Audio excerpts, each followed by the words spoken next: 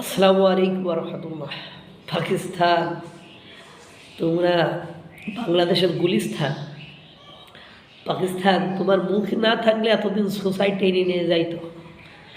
পুরো বিশ্বে তোমার দেশটা যে সন্ত্রাস, জঙ্গি এবং ধ্বংসাত্মক একটি দেশ, সেটি আর বলার দরকার নেই। সেটি ইতিমধ্যে বালুচিস্তান লিবারেশন আর্মি প্রমাণ করে দিয়েছে। আপনারা জানেন, একই দিনে 14 স্থানে বালুচিস্তান লিবারেশন আর্মি হামলা চালায়। সেই হামলায় বালুচিস্তান লিবারেশন আর্মি স্বীকার করে নিয়েছে তারাই হামলা চালিয়েছে, এবং তারা বলেছে যে তারা 84 জন পাক সেনাকে পাকিস্তান জওয়ানকে ইহকালের মায়া শান্ত করে পরকালের উদ্দেশ্যে পাঠিয়ে দিয়েছে। পরবর্তীতে পাকিস্তান সামরিক অভিযান চালিয়ে নাকি 92 জন বালুচিস্তান লিবারেশন আর্মিকে খতম করে দিয়েছে। এবং একটা লণ্ডভণ্ড অবস্থা, যে অবস্থার কথা আপনি মুখে বলে শেষ করতে পারবেন না। সেখানে সাধারণ জনগণের জীবন নাশ, প্রাণ নাশ ঘটেছে। এবং আপনারা জানেন, বরাবরই বালুচিস্তান বা টিটিপি, তেহরিকে তালেবান পাকিস্তান আর বালুচিস্তান, তারা যে আক্রমণ, যে হামলা আর যাই কিছু করুক না কেন, দিন শেষে যে তারা ওই আপনার ভারতের উপর দোষারোপ করে পার পেতে চায়, বা অবশ্য ভারতকে কোনো কিছু বলার ক্ষমতা নেই। যেমন আপনাদেরকে একটু উদাহরণ দিই, পেহেলগাম হত্যাকাণ্ড যখন পাকিস্তান বাহিনী বা পাকিস্তানের জঙ্গিরা করল, তারপরই ভারত অপারেশন সিঁদুর চালিয়ে পাকিস্তানকে একেবারে লণ্ডভণ্ড করে দিল। পাকিস্তান যখন দেখলো পাফি না, এবার আমার ভারত শেষ করে ফেলবে, তখন ডোনাল্ড ট্রাম্পের শরণাপন্ন হলো।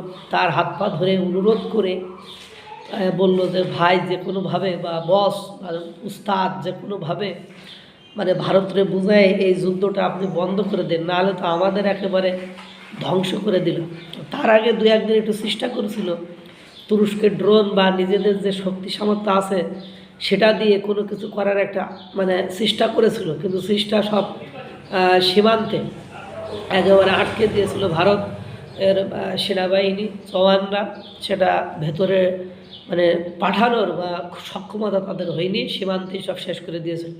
এবং এরা বিভিন্ন স্থাপনা, তারপরে সামরিক ঘাঁটি মাটি স্থাপনা একেবারে নাজেহাল করে দিয়েছিল।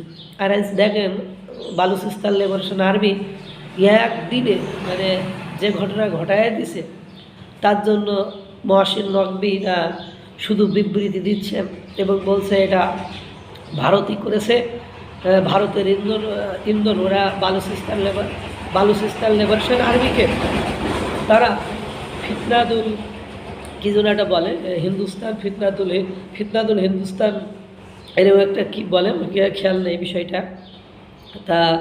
তার ওরা পরোক্ষভাবে একেবারে ভারতকেই দোষারোপ করেছে যে ভারত ইন্ধনে, অর্থাৎ ভারতের সহযোগিতায় বালুচিস্তান লিবারেশন আর্মি পাকিস্তানের এই অঘটন ঘটিয়ে দিয়েছে। অর্থাৎ বালুচিস্তান লিবারেশন আর্মি অনেক জায়গায় ইতিমধ্যে দখল করে নিয়েছে, এবং তারা বালুচিস্তানকে স্বাধীন ভূখণ্ড, অর্থাৎ স্বাধীন একটা রাষ্ট্রে পরিণত করতে চায়।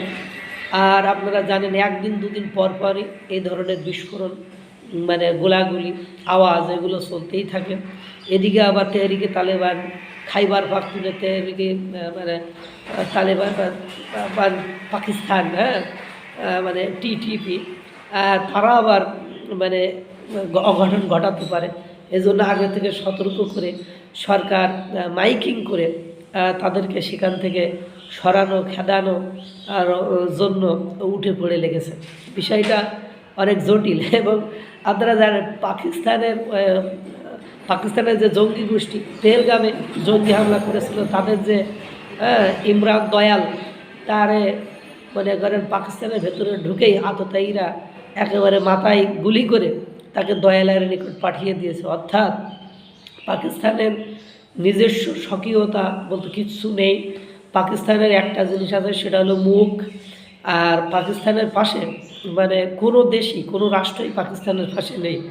মুসলমান রাষ্ট্রের ভিতরে তুরস্ক ছিল, সে তুরস্ক সরে গিয়েছে। একটু সৌদি আরব আস্ফালন করতো মাঝে মাঝে, কিন্তু সৌদি আরবরে সংযুক্ত আরব আমিরাতের সাথে সব ধরনের ডিল করে ভারত একেবারে সৌদি আরবদের বড়াইয়ে ফেলছে। অর্থাৎ সৌদি আরব তাদের অর্থনীতির মেরুদণ্ড, যে তেল বিক্রির টাকা দিয়ে সোজা করে রেখেছিল, সেই মেরুদণ্ডটি মানে ভারত সংযুক্ত আরব আমিরাতের সাথে মানে ইউএই এর সাথে মানে চুক্তি করে তেল গ্যাস এই চুক্তিগুলো করে মানে সৌদি আরব থেকে মানে সৌদি আরব ওই মাঝে একটু পাকিস্তানকে নিয়ে মাতামাতি করেছিল যে তাদের সাথে সামরিক চুক্তি করবে। আর এটা মিডিয়া আবার খুব ফলাও করে প্রচার করেছিল যে সৌদি আরব এর সাথে ভারতের একটা চুক্তি হচ্ছে। এই চুক্তির ফলে মানে এইবার মানে সৌদি আরবের সাথে পাকিস্তানের একটি চুক্তি আছে, এই চুক্তির ফলে ভারতের এবার ঘুম হারাম হয়ে যাবে। ভারতকে এবার ঠেকাই কে, ভারত এবার শেষ। মানে ভারত বলছে বা বাসা ধর সৌদি, তুমি তেল গ্যাস সবচেয়ে বেশি মানে আমার দেশে রপ্তানি করো, আমি তোমার কাছ থেকে কিনি প্রক্রিয়াজাত করে আমি আবার বিভিন্ন স্থানে পাঠাই। কিন্তু বাঙা তুমি আমার সাথে তাড়ামি করছো, দাঁড়াও, তোমার প্রতিবেশী রাষ্ট্র মানে সংযুক্ত আরব আমিরাত তার সাথে সব চুক্তিবার্তা করে রেডি হয়ে আস্তে আস্তে হাতটা ওখান থেকে সরিয়ে নিয়েছে। এই সরিয়ে নেওয়ার ফলে সৌদি আরবের অর্থনৈতিক সংকট এমন মারাত্মক লেভেলে বা এমন খারাপ জায়গায় যে পৌঁছাইছে যে তার এখন কিছু আর করার নেই। তারা তাদের দেশে যে আমির অর্থাৎ ধনী যারা ব্যক্তিবর্গ আছে তাদের কাছে হাত পাততেছে যে তাদের সামনে দেশটা পরিচালনা করার জন্য। আর ভারতকে মানে পাকিস্তান কোনো কিছু বলার সাহসই রাখে না। তারা শুধু মিডিয়ার সামনে যাবে, বক্তব্য দেবে, তাদের সেনাবাহিনী মরবে, কতজন মরছে আইএসপিআর ওইটা বলবে এবং বলবে আমরা এটা বরদাস্ত করব না। কিন্তু ওই যে পেহেলগামের হত্যাকাণ্ডের পরে ভারত যেমন দেখিয়ে দিয়েছে অপারেশন সিঁদুর করে, বাড়া লাল করে দিয়েছে, কয়েক সুতিয়ে লাল করে দিয়েছে, ওই ধরনের সক্ষমতা তাদের নিয়েই তো ভাই দেউলিয়া। যে দেশের প্রধানমন্ত্রী মিডিয়ার সামনে যে বলে আমি বিভিন্ন দেশে ভিক্ষা করে বেড়াই, আমার কোনো সম্মান নেই, মর্যাদা নেই, আমি মাথা নত করে চলি, আমি আর যে আসিম মনির মাথা নত করে চলি দেশের অর্থনীতি টিকিয়ে রাখার জন্য, এবং দাতা দেশগুলো আমাদের উপর অন্যায়ভাবে চাপিয়ে দেয়, কিন্তু আমাদের কিছু করার থাকে না, কারণ আমাদের সেই শক্তি সামর্থ্য নেই। হাস্যকর, পুরোই হাস্যকর। এখন এই জন্য বলে যে লাগার আগে বাবা বুঝে শুনে লাগো।